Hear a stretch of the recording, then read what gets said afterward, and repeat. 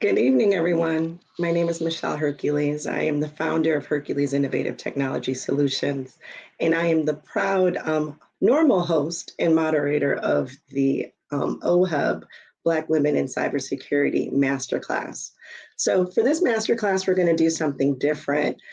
Just because every masterclass, I feel so horrible that we're not able to get to all of the questions. So this masterclass is specifically for all of you. I'm already smiling looking at the comments section to see where everyone is from. Welcome from abroad. I'm actually based in the Maryland, DC area.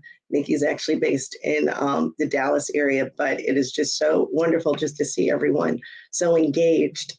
And so with that, I am going to introduce Nikki. And I know a lot of times you've heard me already mention Nikki during the masterclass series. She leads the marketing efforts for me.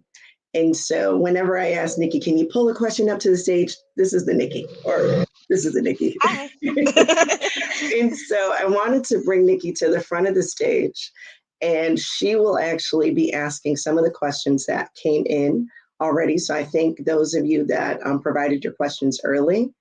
And so with that, Nikki, we could get started, and I'll take some questions. Another thing to note as well is with this session, I'm going to reference some of the past guest speakers. So you could go back and take a look at some of those guest speakers, their master classes. And as always, we will provide a listing at the end if there's anything that we are not able to meet. So, okay. So Nikki, your turn to take over. All right.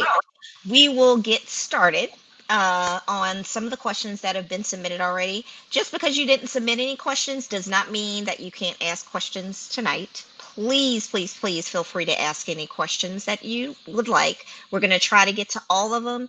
But if we do not, we are going to send a follow-up email after this, and we are going to try to answer any questions that we can't get to tonight. So don't worry. If you registered for the course or registered for the class, you are going to get that follow-up email. So let's get started with the first question.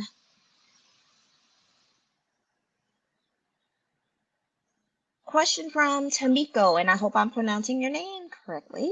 What are the three most reasonably priced boot camps for someone to transition into cybersecurity with no background in IT that actually places their graduates in progressive cybersecurity programs? It's an excellent question. And so I'm going to reference back to the masterclass that Janine actually led. And so Janine is and I apologize, I'm suffering from laryngitis. The pollen count in Maryland is horrible, so forgive me. But Janine is actually a specialist in cybersecurity training. And so she had mentioned a number of cybersecurity offerings, more than 5. And so Nikki will send that listing. But the top 3 that she mentioned was some SANS offerings. She also mentioned Security Plus.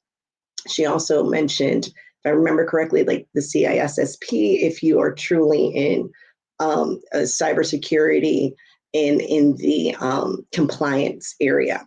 But again, for that question, we will send the full listing of what Janine suggested, as well as some of the other masterclass guests.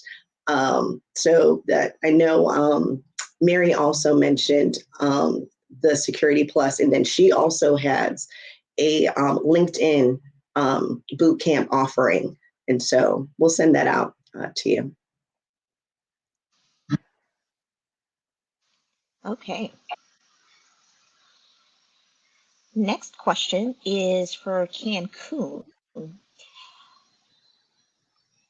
Hello, I'm a career change. I'm on a career change journey and may consider cybersecurity. However, I have 0 background in IT direct work experience. Mm-hmm. What do you think of the Google IT Pro Certificate for Junior Data Analyst Program / Junior IT Analyst Program?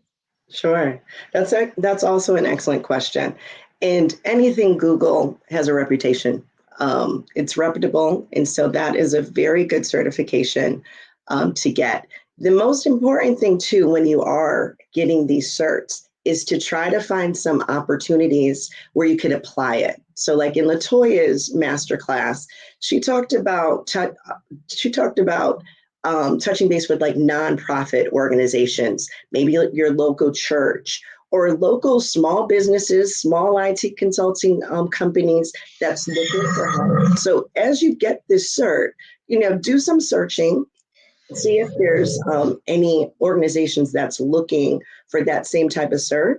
And then also for this individual, if you wanted to talk in greater detail, we do have the one-on-one mentorship offering. So, I or another expert would be able to walk you through like your career trajectory and offerings that are within this space. But definitely this is a good one, but you want to be able to try to find something where you can apply it.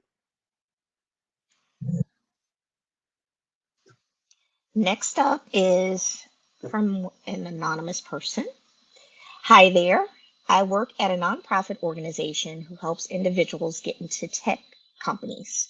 We are struggling as a company to find tech employers who are willing to take our junior web developers as on for employment. My question is, do you know any companies that are fair chance hiring? Is your company currently hiring?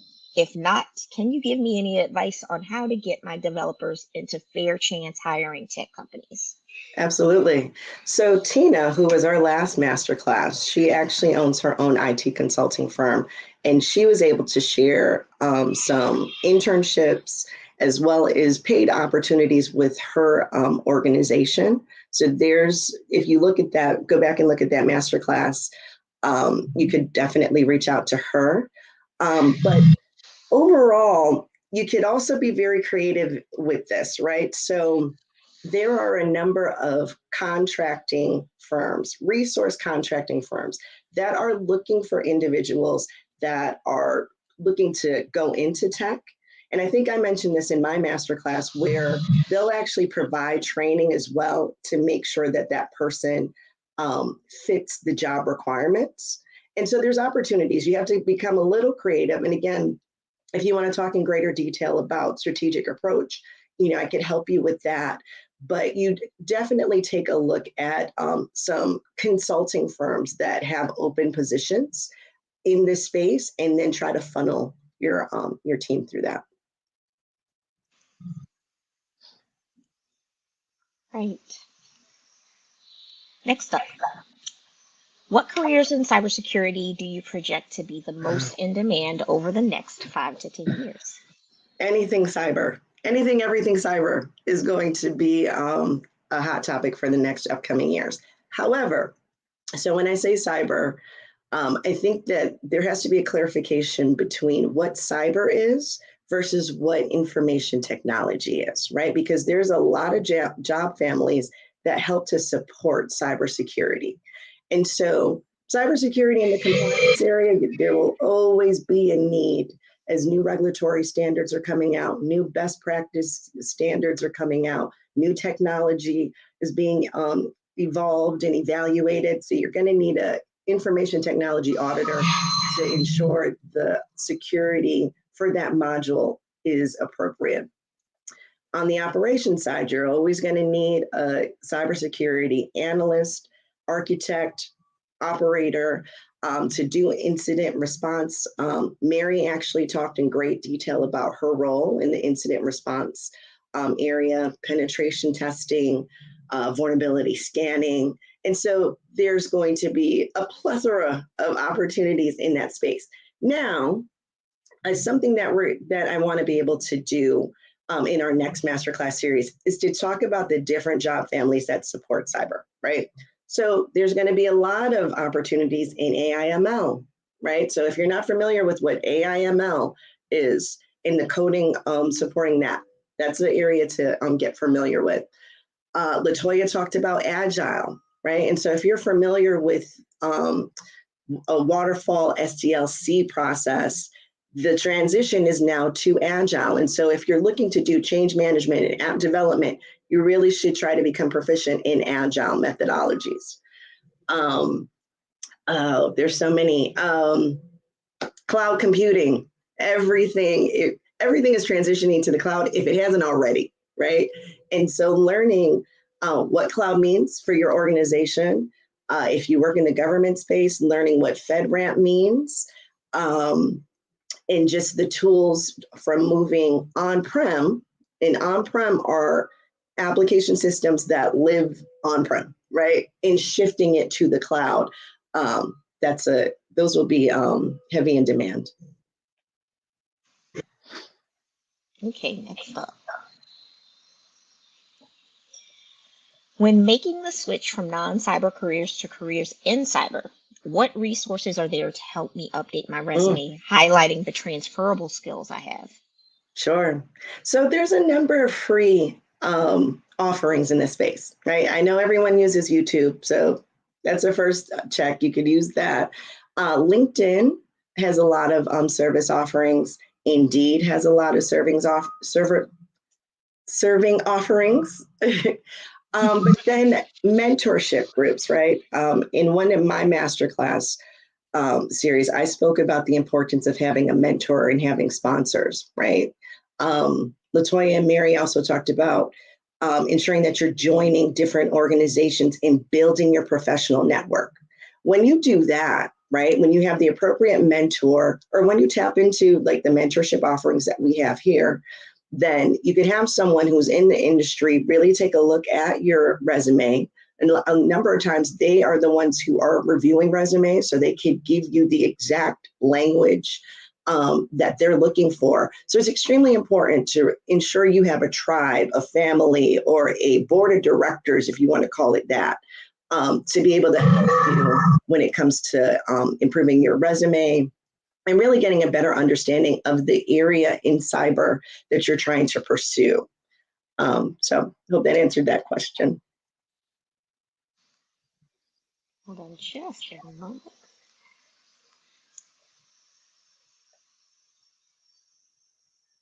Let's see. Okay. I've completed certifications in an effort to make my way into the cyber world, but my lack of experience has been a barrier to obtaining a cyber related job. How do I gain experience that would make me more marketable to recruiters and hiring managers? Sure. For this example, I'll actually use Nikki, right? Nikki is proficient in marketing. She's a marketing guru. When Rodney asked me to take over the Black women in cybersecurity area, I was like, I need someone strong in marketing to help me communicate this. All of the emails that you read, that you get, it's Nikki. One time, it's Nikki who's doing it. And so if Nikki, let's use Nikki for an example. If Nikki wanted to transition into cybersecurity and she has no background in it, being able to say that she has led the marketing for a Black women in cybersecurity masterclass that talks about the different areas of cybersecurity. And then she has the opportunity to talk to each of us, because when we do have guest speakers, we don't leave it at just that. We talk to each of the guest speakers. We see how we could help build their companies. We see how we could help create a network for their professional success. And so if Nikki was to go to an organization, right, like come to my organization and say, hey, I have my MBA, or even if she doesn't have an MBA, I have been proactive in using my marketing skills in a cybersecurity space. I've gained awareness from this. I decided to take a cert that I learned about on from this masterclass series, and I feel as though I'm ready. She could go on to a Fiverr. She could go on to Upwork.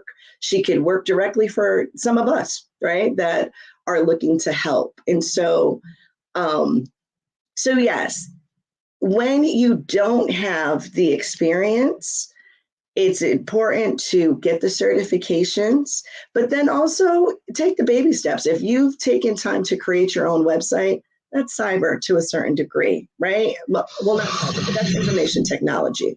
So it's a combination of trying to see how you could take baby steps and get, again, I always talk about mentorship and sponsorship and how that's important. But really and truly, the mentorship in different network groups can really help you get your foot in the door. All right. Next up, and guys, we'll definitely start rolling in some of the questions from the chat. We do want to get to Yes, some of the questions that were submitted yes. ahead of time to make sure we answer those. Next up,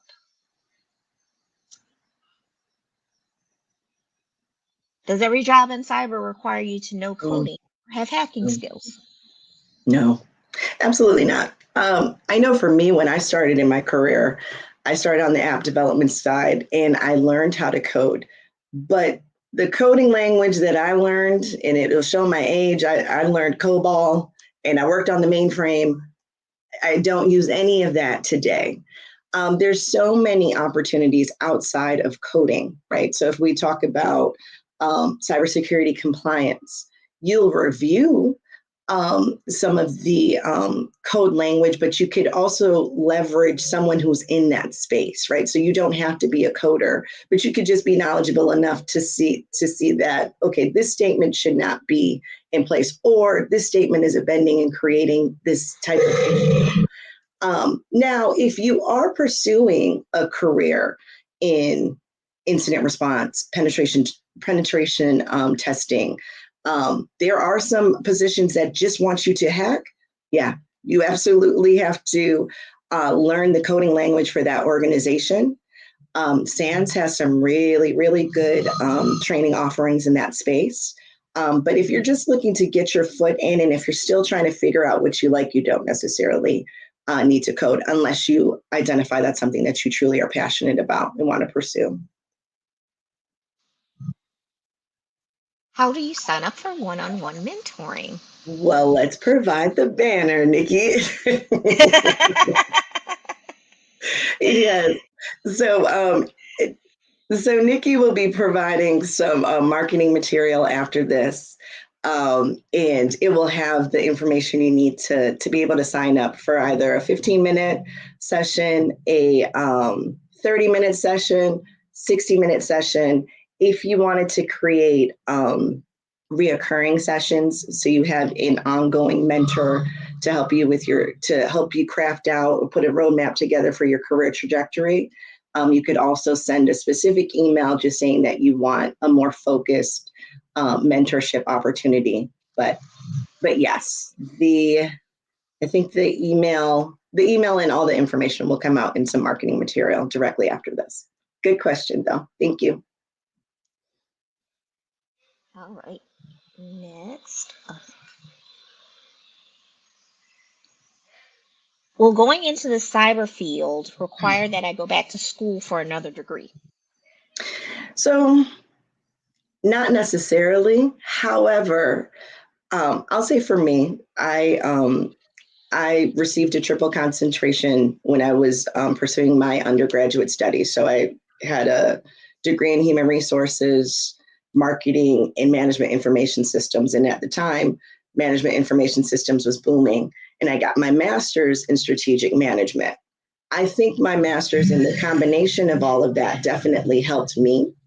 However, right now in today's market, if you do have certs and if you have been able to prove your work, you don't necessarily have to go back for that degree unless you want to. So I'd say it's really dependent on the space that you're in. If you really know that the area that you want to get a degree in is something that you really want to pursue, absolutely. A degree is always going to make you more marketable. If you're still trying to feel it out, certifications are sufficient enough, and then you can decide if you want to take more time to get another degree. Another thing too, a lot of companies are offering payment, right, tuition reimbursement, and they'll pay for it. So why not take advantage of that if you are at an organization that offers that? Okay. Next up. What are the differences between Mm, working in cyber in the private sector versus the public sector? sure. So both of them have pros and cons. So the in private and public sector, so what you refer to as like your government sector versus your commercial sector, right? So in the government federal sector, it's well known that there's job stability, right? In the government space, it's known that it could be a little slower You may not be doing the leading information technology or cybersecurity things that are out there.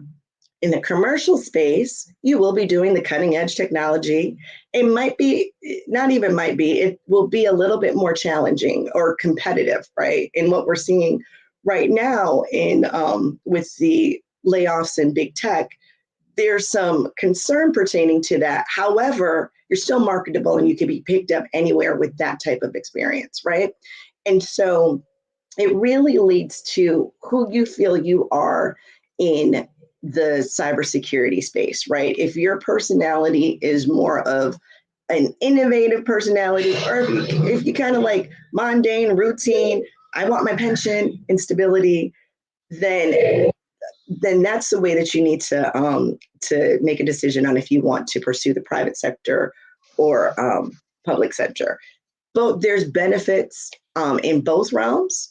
Right now, majority of organizations, be it government or federal or commercial, are offering more flexibility from a telework standpoint, if not complete remote opportunities. So it really take time to understand the business culture and if it aligns with your passion.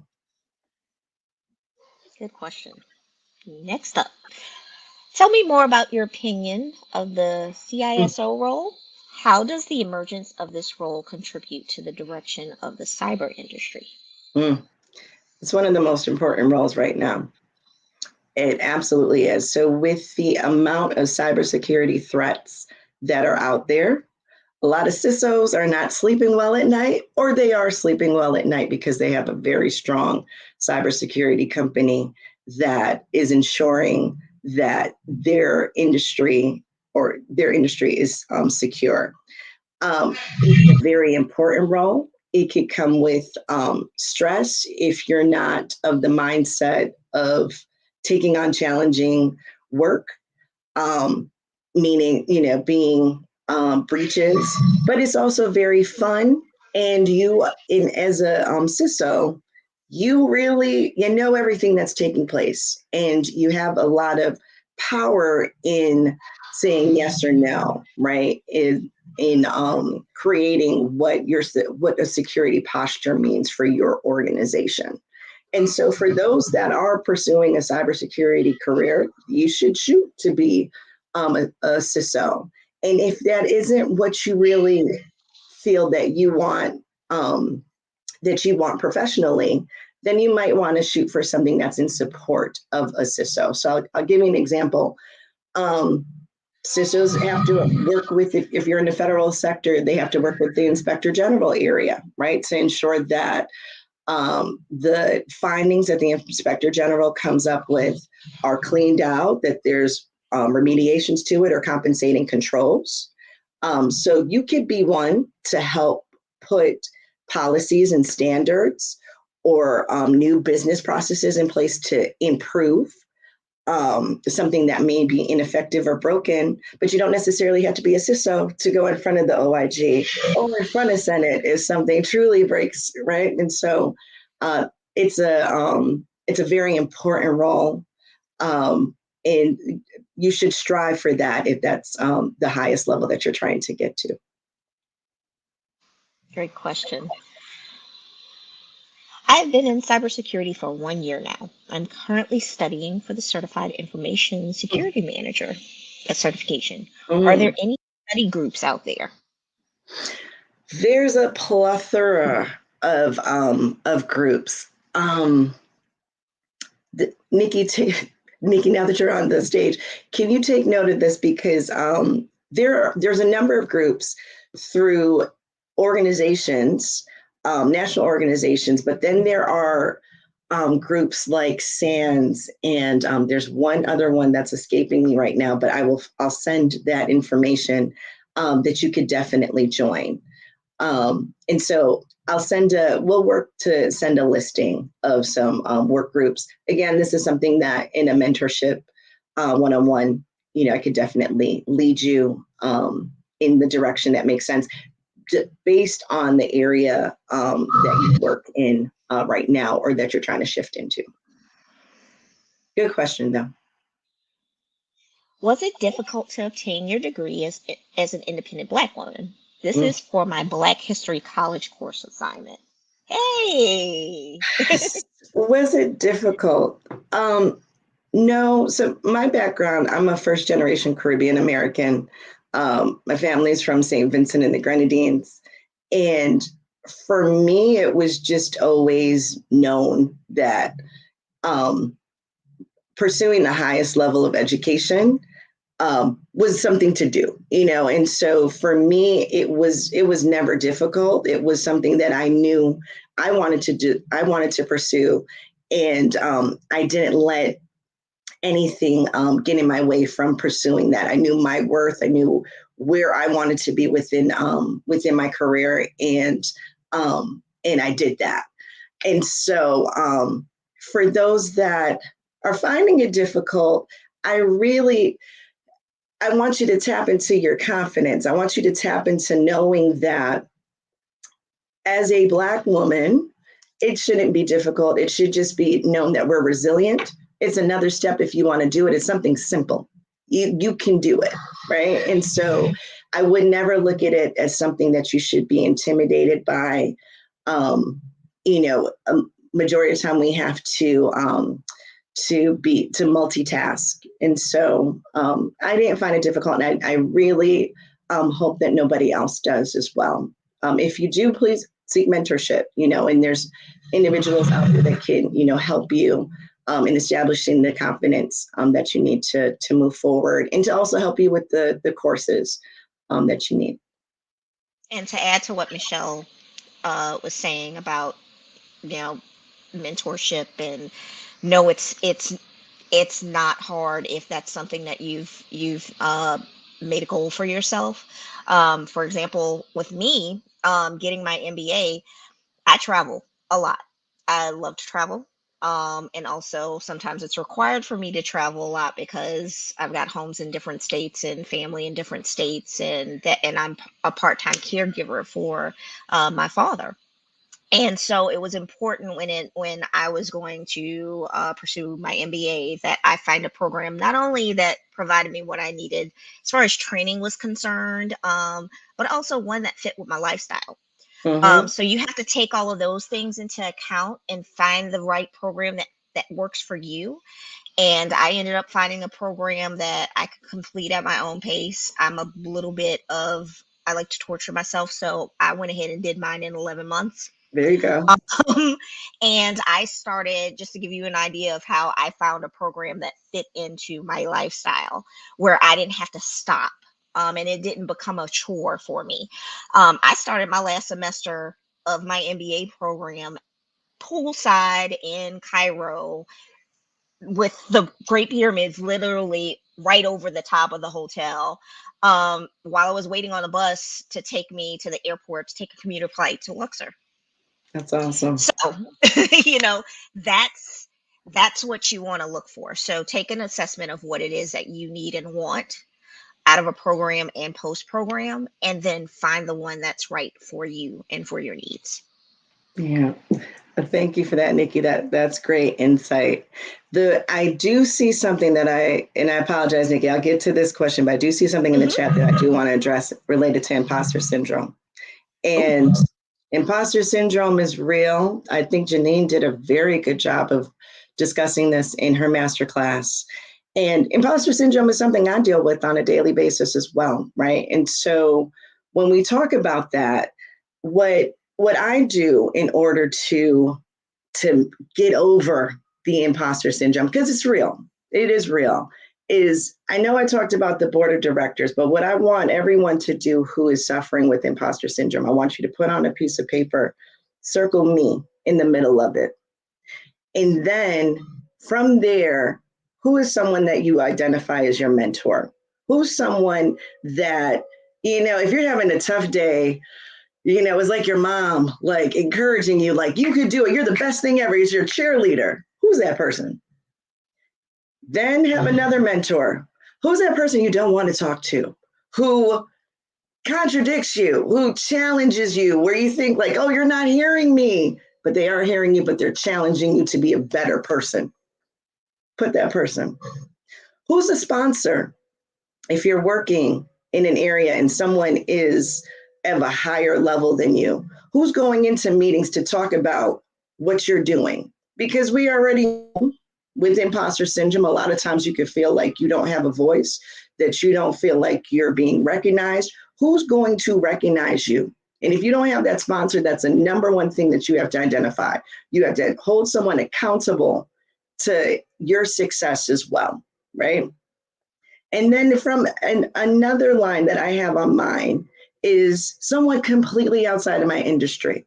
So when I talk to them about something that's ailing needs that's coming up, they could tell me if I'm looking at it from a personal standpoint, or they could tell me like, okay, legitimately, you're right on this. But imposter syndrome is real. But what you have to do is know your worth. Know that when you are proficient in what you do, when you truly become an expert in what you do and you don't allow anyone to take that away from you, when you know the goals for your organization and for what your work is and you accomplish it, that's something that you should focus on, how you can become better for yourself. But the imposter syndrome is real. It's just something that you really do have to acknowledge and find a support for. And then something, again, in a mentorship, in a one-on-one, as you can see, I'm very passionate about that. That's something that, we could talk about in greater detail to map out your course for success. All right. As a business owner who specializes in IT cybersecurity, what recommendations do you have to differentiate my business from Mm-hmm. other businesses who offer similar services? That's a good question. That's a good question. To be honest, if you are a Black woman in cyber, you are a unicorn. And if you have your own company and it specializes in a specific area, you stand alone in that, period. Um, if you, aside from being a Black woman in cyber, if you are a master in what you do and you're able to communicate that, right? So I know for me, marketing and communication on social media, that's not my forte. That's Nikki, right? So if I want to market myself, and I'm also one, I'm humble, right? I'm not one, I don't want to brag about anything that I've done. I need someone else to be like, hey, Michelle, this is something that you should showcase in order to show what your company does or what you do that's different from others, right? So in this new age of social media, in marketing, there's so many content creators, marketing firms out there. So if you really want to be able to be unique, in Nikki, I'm going to pivot this off to you because this is your I already wheelhouse, know. right? But I would definitely leverage your marketing communication friends. But with that being said, my marketing communication friend, can you help me with this one, please? Yeah. Simply put, do not feel like you have to fit in a box. Like, oh, professionalism is this, and I've got to do this. Otherwise, I'm in cybersecurity, so I can't show that goofy side of my personality. No, you've got to do that. That's probably your greatest asset besides you being a superhero at what you do. Don't be afraid to show that because you're going to be a fit for somebody. And you have to think about it this way. I'll give an analogy from a client that I've had, major mortgage broker. When you go to get a mortgage, there's really not much of a differentiator between one mortgage service provider versus another. A rate is a rate, especially if you're getting a certain type of loan, say, for instance, FHA. The difference between that person who needs that thing, going between you and your competitor, is you. Mm-hmm. It's the personality. It's the what goes on within the four walls of your business. Show your personality. Make it personal. Um, that's what you need, and don't be afraid. If somebody can't jive with you being who you are, that's not your client. That's Yeah. not your customer. So yeah, be you, be uniquely you in whatever area you decide to go into, and showcase that in your marketing. Don't be afraid to do that. Right. And thank you for that, Nikki. And really, depending on your industry for this question here too, there's different strategies. So if you're looking to do something in the federal sector versus the commercial sector, again, with a one-on-one, we could map out the best pipeline of success to really be able to differentiate yourself and to really get into the networks that would start saying your name because they're familiar with what your brand is. Circling back to what Nikki said, your brand that's being marketed. Yes, very much so. I'm Okay. interested in cloud security. Actually, it's a stay at home, and I have web development background. What Okay. should I do? Oh, there's so much for you to do. Cloud security is so hot right now. Web development is so hot right now. And so it's on you as to what you want to do, right? If you want to work for a big organization, if you want to do freelance work in this space, you can make a monster amount of money in this space because everyone is moving to the cloud. Everyone wants the latest web development tool in order to move their information from on-prem to their web source securely. And so, again, it really is dependent on what you want to do. If you are really interested in just being a remote employee, there's just so many opportunities. Fiverr, Upwork, working for nonprofits. There are so many nonprofits that just have no understanding about what cloud means, and they will pay whatever to have someone help and assist them, and then bring on the latest web development tool. So again, feel free to set up a meeting. Do you think AI could take over cybersecurity jobs in the future? Hey, you know, this is a question that comes up a lot. Um, no, right? So you're going to always have to have some level of a human being, human involvement. Um, uh, and so as AI is becoming more futuristic, more human-like, you still need a gatekeeper, right? And so there will still be a number of opportunities, but it is a good time to become proficient in those areas, right? So to be able to say, I know how to leverage this AI tool for a marketing group that wants to be able to have on-demand chat, right? That where you're not where you're not really talking with a live person, but it seems like you're talking with a live person. Or the chat offerings that are kind of writing all your papers and your codes. You still need someone to audit that, someone to sanitize it, and so it will not take over cybersecurity jobs. We have to kind of find a way to work together. It can definitely be a useful tool, but because I see a lot of marketers starting to use it for copywriting, Yeah, but yeah, there's yeah, you there's no replacing the human element. You yeah. can't fake that. Many of these cybersecurity Yeah. certifications are expensive. Has OHUB considered negotiating special rates with AIPP, SANS, Security Plus, etc.? Well, they're actually waiting on me to finish the OHUB cybersecurity cert and badge program, and so that will be coming. I put a deadline date, or I'm trying to put a deadline date of having it out by like the June July timeframe. Content is being built out, and working with some different training module teams, and so that will be coming out.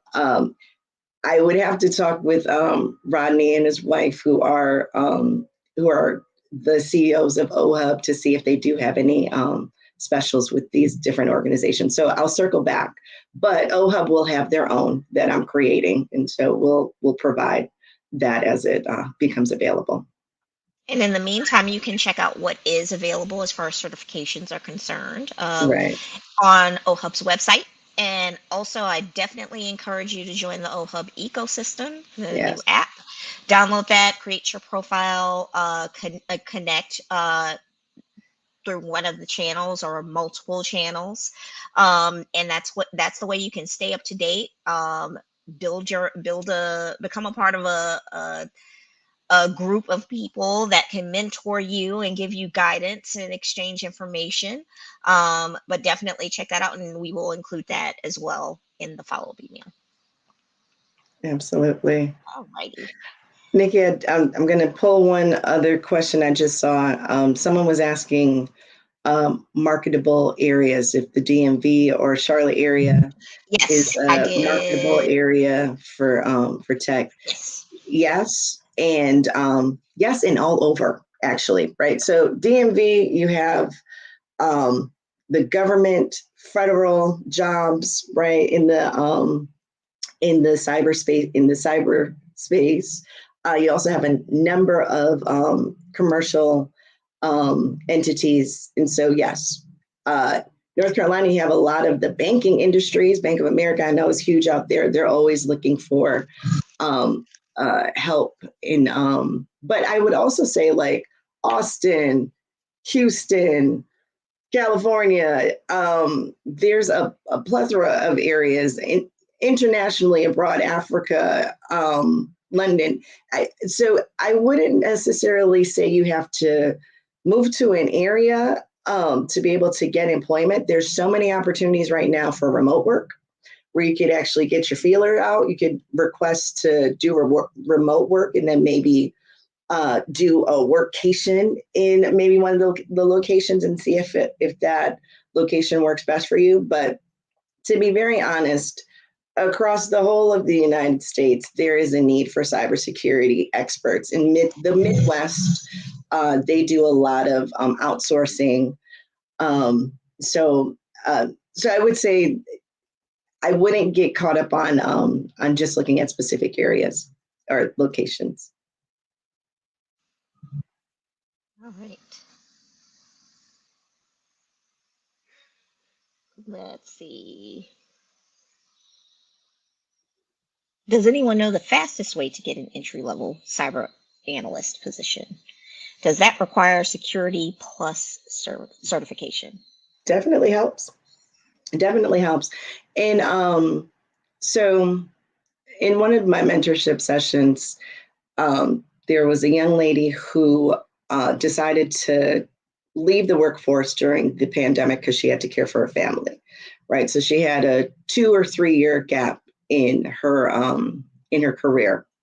And so one of the things I suggested as a fast way to get back in, there are some organizations that have programs for women, particularly because a high percentage of women took off during the pandemic, re-entering the workforce, right? And so if you look that up as well, that's a fast way of getting in.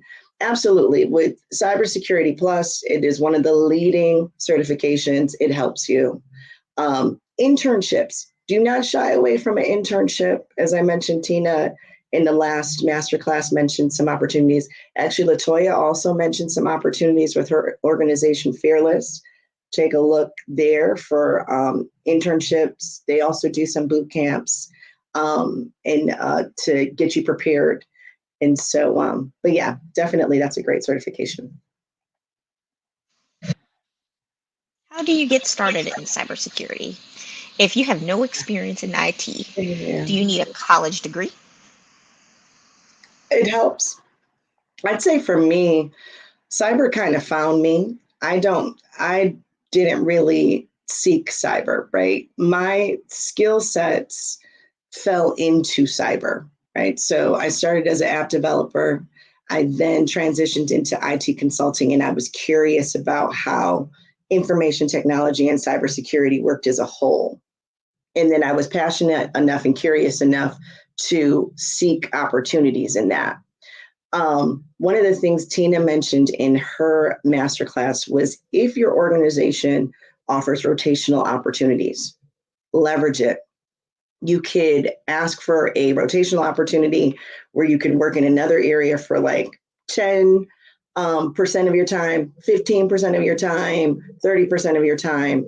I know in organizations that I've worked in, I've had individuals come to me directly just saying, hey, I work in this space that has absolutely nothing to do with cyber, but I'm pursuing this degree and I want some real life experience.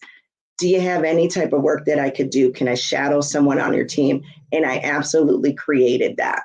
So if you work for an organization and you know that there's a lane that you're trying to pursue, be proactive, talk to that individual, see if there's an opportunity to work, to do a rotation or to work on a project. And then that way, you have that on your portfolio of work that you proactively went after an opportunity. If you're in school, there are so many STEM programs out there right now.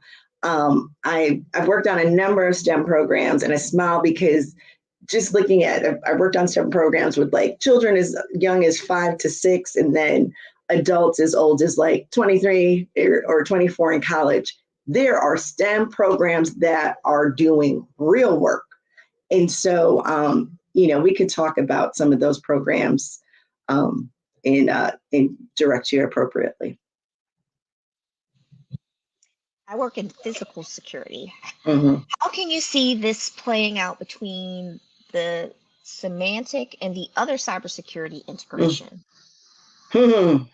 Thank you, by the way, for this terrific cohort here. That is it's a good question, right? So, Sarah, as you probably know, physical security is moving to virtual security, right? And so being able to become proficient on the way the traditional physical security controls and platforms were being managed and maintained, and now how they're going to be leveraged from a virtual standpoint, where you're going to have more in that space, is very very helpful. There will be a shift. There's been a lot of data centers that have actually closed, because they're moving more so to the cloud, but they still need the expertise of someone that's in physical security or has been in physical security to be able to shift to cloud.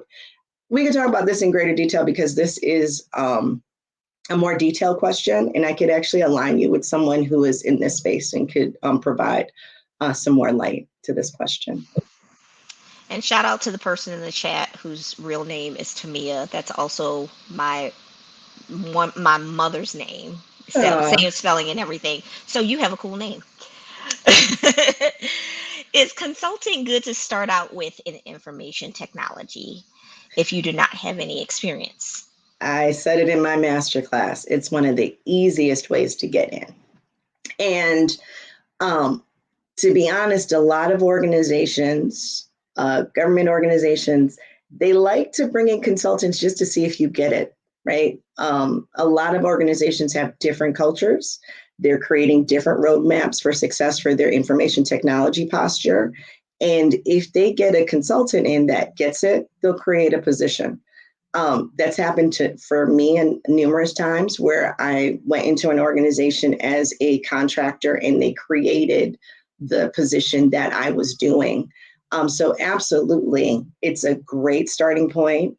As I mentioned, there's a number of consulting firms that are actually going to train you up to make sure that you're successful in that role. And so yeah. I love that all y'all are connecting in the chat. Yay! What about paralegal careers in cybersecurity? Paralegal careers. I love paralegals. And I love the shift from paralegals to paralegal shifting to cybersecurity. Privacy, privacy, privacy, privacy is huge right now. And so if you are in a cybersecurity privacy role, you know the importance of leaning on your legal friends. If you're a paralegal, look for privacy positions, look for policy positions, look for anything in the compliance area. Paralegals are loved because you deal with regulatory standards. and you know how to talk from a conflict resolution negotiation standpoint, paralegals are loved in cyber. And Nikki, I know we only have 10 more minutes. And so I think we could only take maybe one more question. And again, I feel horrible again because the chat, there's so many questions. And so what we're going to do after, as mentioned, we'll try to answer as many questions as we can. We'll definitely have another question and answer session, bringing in some of the other guest speakers, and so please continue to bring in your questions if it's specific to other areas in information technology. As I said, with this masterclass, I wanted to evolve into talking about different information technology job families that help support cyber. Our next masterclass guest, I cannot wait to have on, and also in talking about people making sure that they reach out to individuals to get opportunities. Siobhan works in the health tech space. You are going to be blessed with a lot of knowledge in that space, how to leverage, how to transition. And so I'm really, really excited about that masterclass that's going to take place on May 18th. So not to give up too much information, but we'll continue to explore different areas in tech, and then still continue with feeding you with cybersecurity information. So yes, so all of you with those med school edu yes, email addresses that I saw that you registered, I expect to see your email addresses for the next one. All right, so last question. I think this will probably be, I personally think this was my favorite question that got asked, sure. submitted. What Oh, mistakes have you made in your career, and what advice would you give those just starting out to avoid the same mistakes? I absolutely love this question. And Mary did an excellent job about talking about failing forward, right? In that failure is just an opportunity. I've made many mistakes, but I never looked at them as mistakes. I've always looked at them as opportunities for growth and development. And I was thankful for the mistakes / failures, or maybe not being able to get a position that I was looking for, or whatever it may be. There was a higher purpose, for me. So for this, I would say you're going to make mistakes. You're human. Particularly in technology where it's ever evolving, you're never going to know absolutely everything. So give yourself grace in knowing that you're never going to know absolutely everything. Learn from your mistakes. One of the things that, I really try to do is if I do make a mistake, quote unquote mistake, try to really look at the things that I could have done differently. I try to really learn from it, and then in moving forward, apply that lesson. So, I would say to avoid the same mistakes. The mistakes were necessary, right? I will use an example. I know when I was younger in my career and probably dealing with imposter syndrome and being maybe more timid and not as confident in using my voice, there were definitely situations where I felt like, you know what, I probably should speak up about this, or I should probably speak up about what I've done, talking maybe about promotions or and at the time, I think I sat back too much, just saying, well, they'll see my work. They'll see that I'm the hardest worker here. And I had to learn how not to be timid, how to have a voice. I had to learn the art of listening also, right? Because a lot of times when we listen to defend, right? Or we're not even really listening. We're on like the first thing that they said, where it's like, listen, but did you hear me? And I learned the art of really listening sometimes taking a step back, even if I know what I want to say, just to say, you know what, I really want to process what you said. I have a different opinion pertaining to it, but I want to take some time to sit back and come back to this, particularly if I knew I was if I knew I was feeling emotional pertaining to something. And so I think that's a good example of learning from my mistakes, right? I had definitely been too timid at times.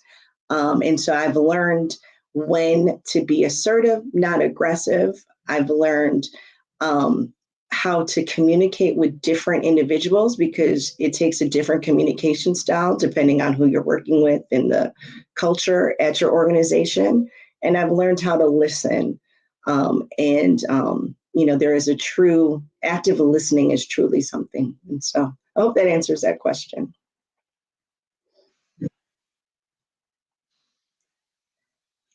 So with that, I thank you all for your attendance. I thank you for your interaction. As I said, I can only smile when I see the chat. I apologize again for not being able to get to a lot of these questions, and the questions are awesome. We'll do this again, and we will do our best to answer some of these questions. Nikki will send out information on how to set up a one-on-one session with an expert.